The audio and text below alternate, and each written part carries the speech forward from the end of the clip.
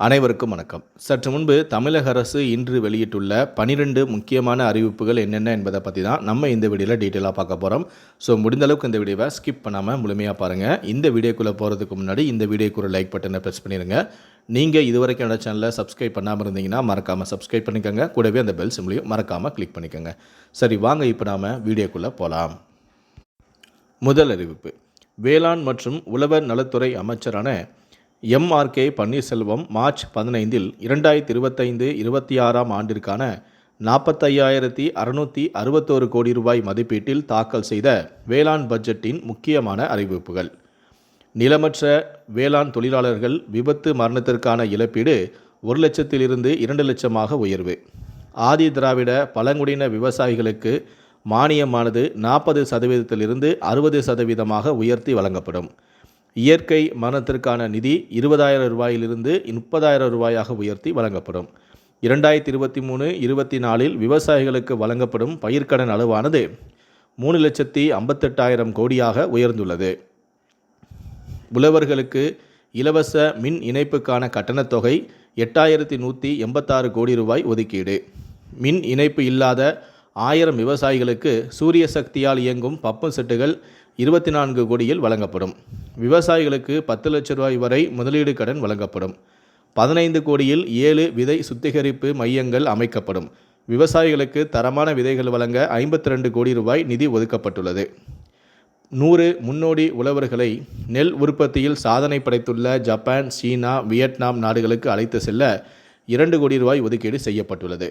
விவசாய பயிர்க்கடன் தள்ளுபடி செய்யும் திட்டத்தின் கீழ் தற்போது வரை 10,346 கோடி ரூபாய் தள்ளுபடி செய்யப்பட்டும் உள்ளது.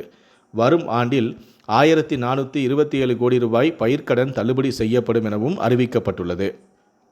இரண்டாவது அறிவிப்பு: சுங்கசாவடிகள் அகற்றப்படாது, அவை நிரந்தரமானவை. மத்திய அமைச்சரான நிதின் கட்கரி அறிவிப்பு. முன்பு டோல் என்று அழைக்கப்பட்ட கட்டணமானது தற்போது பயன்பாடு கட்டணம் என்று மாற்றப்பட்டுள்ளது. இது நிரந்தரமானவை. தேசிய நெடுஞ்சாலை கட்டண விதிகளின்படிதான் சுங்க கட்டணம் வசூலிக்கப்படுகிறது. ஒருவேளை முதலீடு செய்த பணம் மீண்டும் கிடைத்துவிட்டால் சுங்கசாவடிகளை மூடுவது தொடர்பாக எந்த யோசனையும் தற்போது வரை இல்லை. ஒரு சாலை தனியார் உதவியுடன் அமைக்கப்படுகிறது என்றால் அதற்கான கட்டணத்தை ஒப்பந்த காலம் முடியும் வரை வசூல் செய்து கொள்ளலாம். ஒப்பந்தம் முடிந்த பின்பு நேரடியாக அரசோ அல்லது அரசு கை காட்டும் அமைப்போ கட்டணத்தை வசூலிக்கும். இந்த கட்டணமானது ஆண்டுதோறும் திருத்தி அமைக்கப்படும். இதனால் சுங்கசாவடிகளை மூடுவது என்கிற பேச்சுக்கே இடம் கிடையாது. தமிழ்நாட்டில் 1046 கிலோமீட்டர் தூரத்திற்கு 38,359 கோடி ரூபாய் செலவில் 48 நெடுஞ்சாலைகள் பணிகள் நடக்கின்றன. இது 2027 பிப்ரவரி மாதத்திற்குள் முடிவடையும் என்றும் தெரிவித்துள்ளார். மூன்றாவது அறிவிப்பு: குரூப் 1 முதன்மை தேர்வு முடிவுகளை TNPSC வெளியிட்டுள்ளது. முதன்மை தேர்வு எழுதிய 1,888 பேரில் 190 பேர் தேர்ச்சி பெற்றுள்ளனர். நேர்முகத் தேர்வு மற்றும் சான்றிதழ் சரிபார்ப்பானது மார்ச் 7ஆம் தேதி தொடங்கும் எனவும் அறிவிக்கப்பட்டுள்ளது. நான்காவது அறிவிப்பு: பங்குனி மாதத்தின் மங்களகரமான நாளாக மார்ச் 17இல் சார் பதிவாளர்கள் அலுவலகங்களில் கூடுதலான டோக்கன்கள் வழங்கப்படும் என பதிவுத்துறை அறிவித்துள்ளது.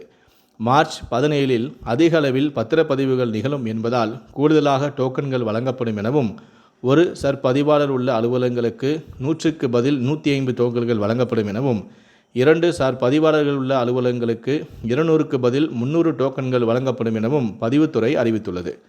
ஐந்தாவது அறிவிப்பு: பள்ளிகளில் சமையல் உதவியாளர்கள் காலி பணியிடங்களை நிரப்ப அனுமதி அளித்து தமிழ்நாடு அரசு அரசாணையை வெளியிட்டுள்ளது. 8,997 சமையல் உதவியாளர் காலி பணியிடங்களை தொகுப்பூதியத்தின் அடிப்படையில் நிரப்ப தமிழ்நாடு அரசு அனுமதியை அளித்துள்ளது. சமையல் உதவியாளர் பணியிடங்களை மட்டும் மாதம் 3,000 ரூபாய் வீதம் தொகுப்பூதியத்தில் நிரப்பிட தமிழ்நாடு அரசு உத்தரவை அளித்துள்ளது. ஆறாவது அறிவிப்பு: தொடக்க கல்வி பட்டய தேர்வுக்கு தனி தேர்வர்கள் விண்ணப்பிக்கலாம் என அரசு தேர்வுகள் இயக்கம் தெரிவித்துள்ளது. ஏழாவது அறிவிப்பு: மே, ஜூன் 2025 நடைபெறவுள்ள பாலிடெக்னிக் கல்லூரிகளில் இறுதி ஆண்டு முடித்தும் சில பாடங்களில் தேர்ச்சி அடையாத மாணவர்கள் தேர்வு எழுத சிறப்பு வாய்ப்புகள் வழங்கப்படும் என அமைச்சரான செழியன் தெரிவித்துள்ளார்.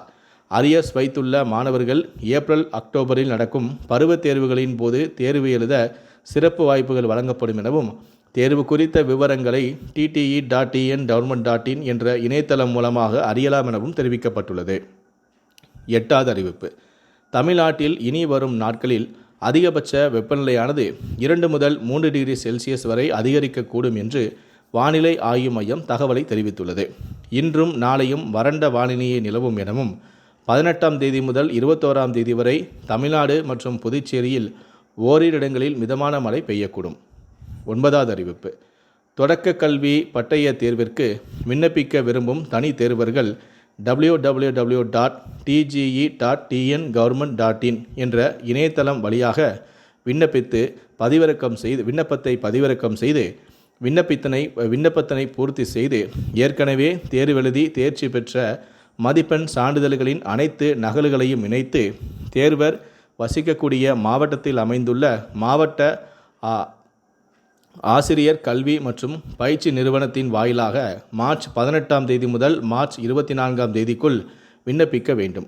அங்கே தேர்வு கட்டணத்தையும் செலுத்த வேண்டும். மேல் குறிப்பிட்ட அந்த தேதிகளில் விண்ணப்பிக்க தவறியவர்கள் சிறப்பு அனுமதி திட்டத்தின் கீழ் தக்கல் திட்டத்தின் கீழ் மார்ச் 25, 26 ஆகிய தேதிகளில் சிறப்பு கட்டணமாக 1000 ரூபாயை செலுத்தி விண்ணப்பிக்கலாம்.